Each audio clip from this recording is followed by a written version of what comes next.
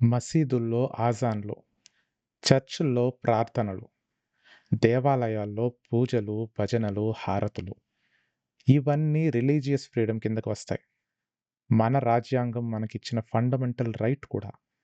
అదే loud స్పీకర్లతో, డప్పులతో, DJ సెట్లతో చుట్టుపక్కల నివసిస్తున్న ప్రజలను డిస్టర్బ్ చేస్తూ, ఇబ్బంది పెడుతూ, fundamental right to life with డిగ్నిటీని వయలేట్ చేస్తూ ఉంటే అది నాయిస్ పొల్యూషన్ అవుతుంది. పబ్లిక్ న్యూసెన్స్ అవుతుంది. Indian constitution, air act 1981, noise pollution rules 2000, ఏపీలో GOMS 172 in 2010, IPC 268, BNS 270 and ఎన్నో కోర్ట్ జడ్జిమెంట్స్ రిపీటెడ్గా చెప్తూ ఉన్నాయి. లౌడ్ స్పీకర్స్ మతపరమైన కార్యక్రమాల్లో అవసరం లేదని. అనుమతి లేకుండా లౌడ్ స్పీకర్లు ఉపయోగించడం ఇల్లీగల్ అండ్ చట్టపరంగా శిక్షార్హులు కూడా.